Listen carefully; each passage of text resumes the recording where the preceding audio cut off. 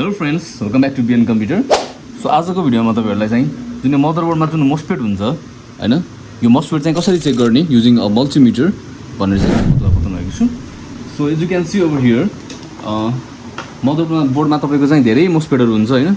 यो सबै मस्फेटहरु हो हैन। सबै र्यामको लागि पनि यहाँ मस्फेटहरु छ हैन। सबै हरेक इम्पोर्टेन्ट कम्पोनेन्टको लागि चाहिँ छुट्टै छुट्टै मस्फेटहरु हुन्छ हैन। There are many MOSFET in motherboard हैन। र तपाईको यो मस्फेट बिग्रियो भने चाहिँ तपाईको मदरबोर्डले काम गर्दैन हैन। तपाईको चाहिँ धेरै there you can get different types of problems if your MOSFET is not working properly.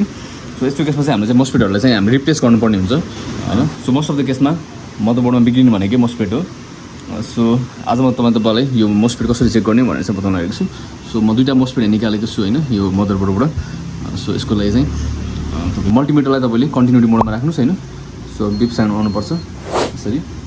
जुन यो मस्फेट हुन्छ त्यो चाहिँ तपाईको दुईटा टाइपको हुन्छ, एउटा एन च्यानल हुन्छ भने अर्को चाहिँ पी च्यानल हुन्छ। बट कम्प्युटरमा युज हुने भनेको चाहिँ तपाईको चाहिँ एन च्यानल मस्फेट हो। सो यसलाई चाहिँ तपाईले यो जुन यहाँ देख्न सक्नुहुन्छ है, जुन यो 3 पिनको 3 लेग हुन्छ यसमा हैन। यो फर्स्ट सेकेन्ड थर्ड हैन। र यो फर्स्ट चाहिँ तपाईको चाहिँ यो गेट हो र बिचको चाहिँ तपाईको ड्रेन हो हैन। यो बिचको चाहिँ यो पनि यो भाग पनि यो बिचमै पर्छ। र यो लास्टको चाहिँ तपाईको सोर्स हो यो चाहिँ हैन।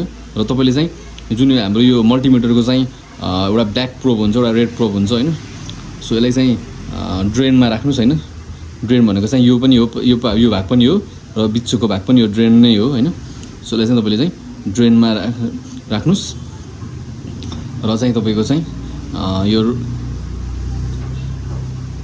यो चाहिँ जुन यो रेड प्रोब छ यसलाई चाहिँ तपाईले चाहिँ यसरी सोर्समा राख्नुभयो भने चाहिँ यसरी तपाईको चाहिँ भ्यालु आउँछ हैन। यसरी राख्नुभयो भने चाहिँ तपाईको चाहिँ 400 to 600 को बिचमा चाहिँ भ्यालु आउँछ।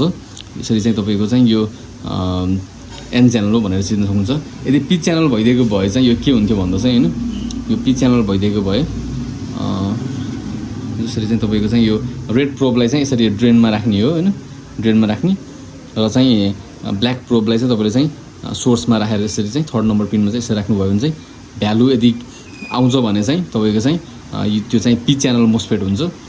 बट अहिले चाहिँ भ्यालु केही पनि आएको छैन, that's why this an channel.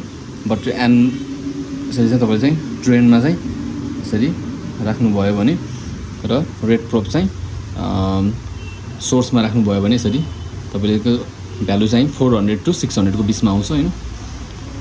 र फेरि तपाईको चाहिँ ब्ल्याक प्रोब चाहिँ ड्रेनमा र रेड प्रोब चाहिँ तपाईको चाहिँ गेटमा यसरी राख्नुभयो भने चाहिँ केही पनि भ्यालु सो गर्नु हुँदैन हैन। र अब फेरि तपाईले चाहिँ सोर्समा चाहिँ रेड प्रोब राख्नुभयो भने यसरी सर्टिङ देखाउँछ हैन। सर्टिङ देखाउँछ।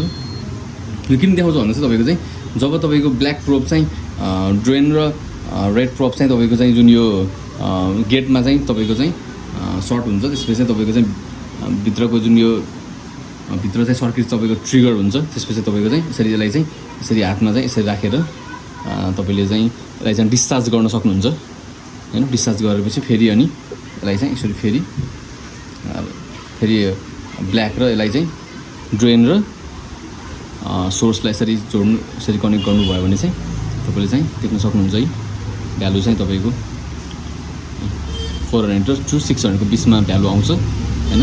र यदि फेरि बिप साउन्ड आयो भने चाहिँ यो चाहिँ तपाईले बुझ्न सक्नुहुन्छ कि यो ट्रान्जिस्टर चाहिँ बिग्रेको छ भनेर चाहिँ बुझ्न सक्नुहुन्छ। सो तपाईको चाहिँ कुनै पनि कतै पनि सर्टिङ चाहिँ जस्तो तपाईले यो गेट र सोर्सलाई पनि जोइन गर्दा तपाईको चाहिँ कुनै पनि भ्यालु अथवा चाहिँ कुनै सर्टिङ देखाउनु हुँदैन।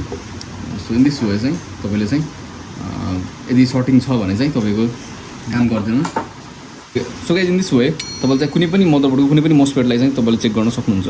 So I hope this can be helpful for you and thanks for watching and see you guys in my next video. Bye by.